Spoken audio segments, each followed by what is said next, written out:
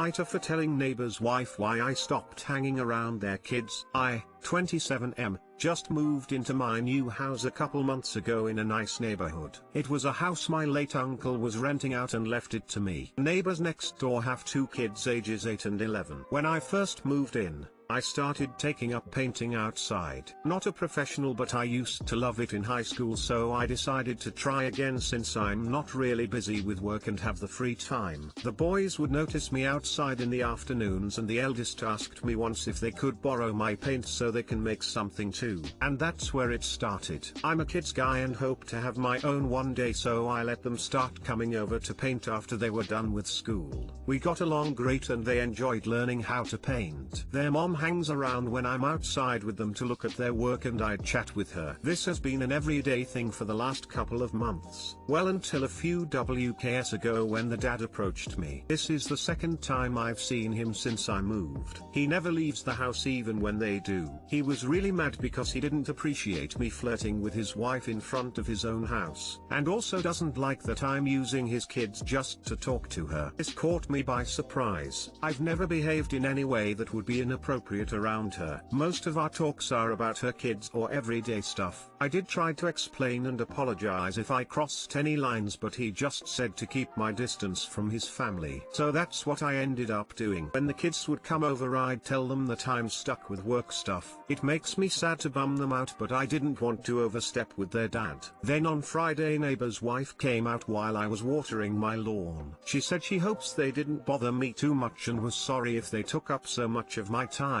It's because she thought I stopped having the kids over because I was tired of them or something. I didn't want her feeling bad since it probably seemed that way with how I abruptly ended the painting sessions. So I told her that her husband didn't seem happy about it and he asked me to keep my distance. Didn't go into details, I only said I didn't want to upset him. It was obvious she didn't know from her reaction, but she thanked me for telling her. But that just seemed to make things worse because he came at me this morning even worse than before. He was beyond pissed that I told her anything, and now it's my fault they had a fight. Now I feel awful. I really hate conflicts, and the last thing I wanted was to make my new neighbors hate me for causing them issues. Thinking back now, should I have told her anything? I really didn't want any issues but ended up doing that anyways. Was I TA for the way I handled things here and causing them problems?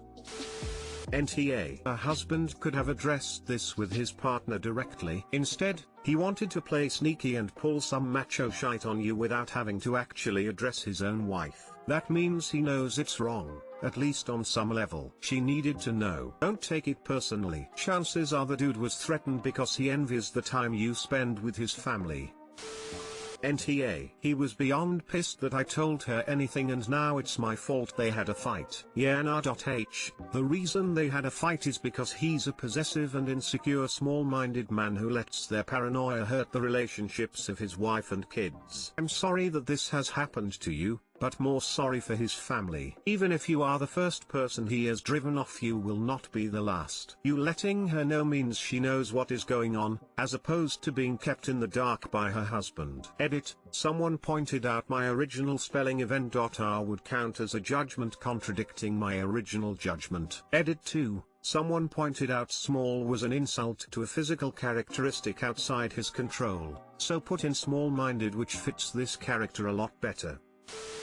NTA. The husband is trying to control his wife in a roundabout manner. Instead of talking to her like a grown-up and having an actual conversation, he's jumped to his own conclusion and felt the need to mark his territory. Absolutely ridiculous. She's allowed to talk to another guys, especially a neighbor who is entertaining their kids. It's good that she knows he went behind her back, and if there are any conflicts, he brought it on himself. I'm sorry you and the kids got stuck in the middle of it. Hopefully he'll relax and you can go back to the way things were. But until then, I'd stay clear of them. He sounds aggressive. Better safe than sorry. Thanks. I do hope things calm down. It was a lot of fun sharing this with the kids, and it sucks that I can't do that right now on my own outside because I don't want them to think I don't wanna paint with them.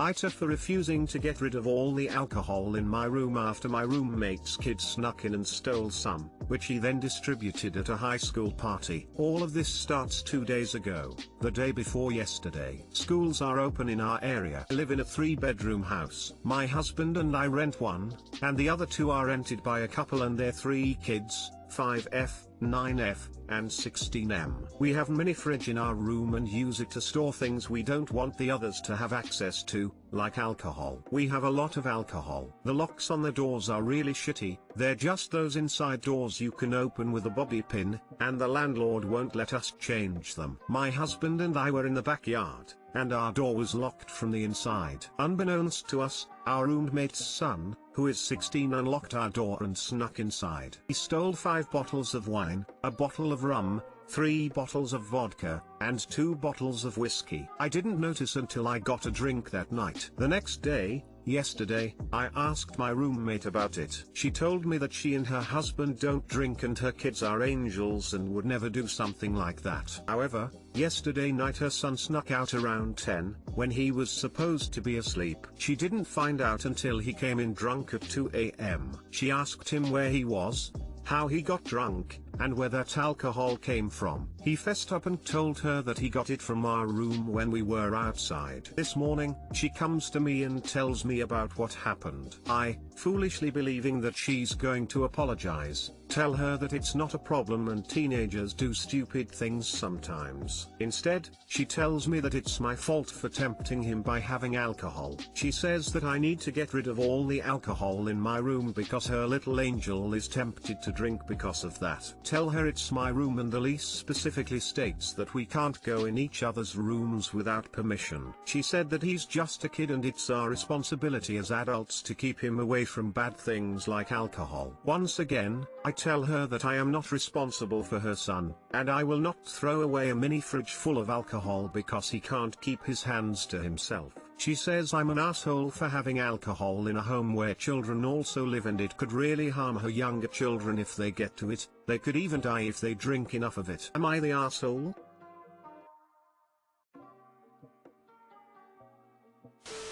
NTA. She should pay you whatever the cost of the stolen alcohol was and make her son apologize to you. She should be thankful that you are not telling the landlord that her son broke in your room and stole your stuff. That sounds like a reason to kick them out. NTA. She's using you as an excuse to not punish her child or take blame for something that lots of teenagers do at some point.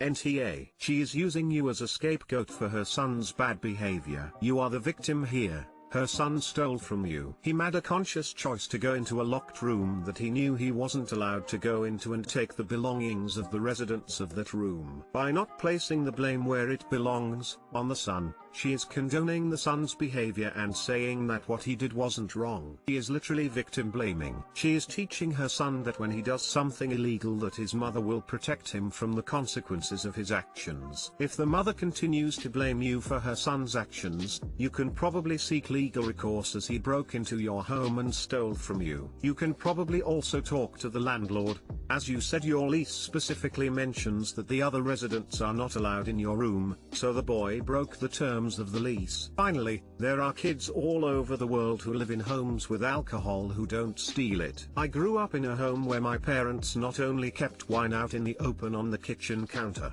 but had a well-stocked liquor cabinet that was kept unlocked, and I never once stole alcohol from them, so the presence of alcohol is not an irresistible temptation to a teenager.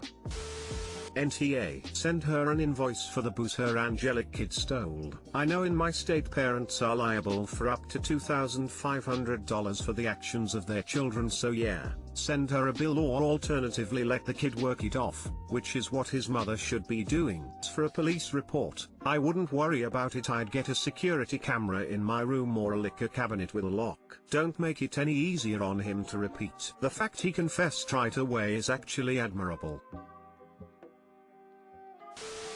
AITA for telling my mother that the way I parent will never change. I, 23F, have 2 children, 5F and 3M. My style of parenting is not the most popular. One main thing of mine is I do not punish my kids. I ignore bad behavior and reward good behavior, or if they're doing something wrong I simply redirect them. It works amazing for me, and my children are both very well adjusted and behaved. Something else I do is give them full control over their own bodies. They decide how they want their hair, what clothes they wear, if they want to be touched or not, etc. My daughter has a shaved head and she's honestly rocking it. My parents, specifically my mother, hate this. My sister had a wedding and asked them to wear formal clothes. My daughter wore a suit and my son wore a dress, which upset pretty much everyone. My sister was thankfully okay with it, and said while she'd have appreciated my daughter in a dress, to be bridesmaid, she understood it was her decision to make, not ours. She didn't mind my son because he was flower boy and she said him wearing a dress fit the aesthetic better,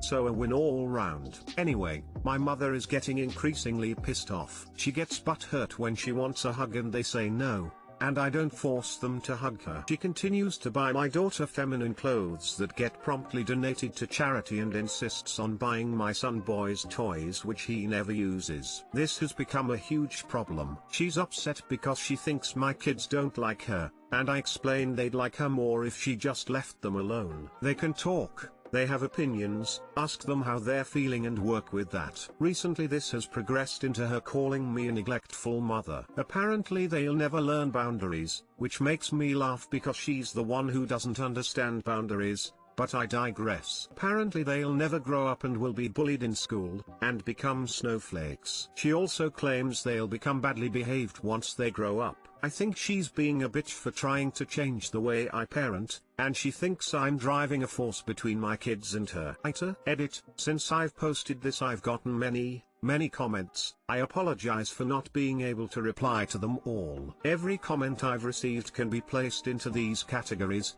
Someone who was neglected, praising me and saying I'm what they wished they had / asking me to adopt them, which honestly warms my heart. You all deserved so much better and I would adopt you if I could. Someone asking for parenting advice, which I'm more than happy to help out with. My number one tip is just go with your gut. Be the parent you wished you had. Mistakes are okay. Apologize and move on. And finally, people who are telling me I'm creating monsters and I should burn in hell for all eternity. Which is valid, I guess. My parenting works for me. If it needs adjusting for them in the future then I will adjust it, but my children are good kids, they aren't evil. They understand boundaries and consent more than your average child, so I'm really not worried about them in the real world. They'll be fine. And of course I've had the odd bits of advice which I also really appreciate. I've been informed the way I discipline my children isn't ignoring them, it's just a lesser known way. Negative punishment, positive rewards. I explain their bad behavior to my children and why it wasn't good,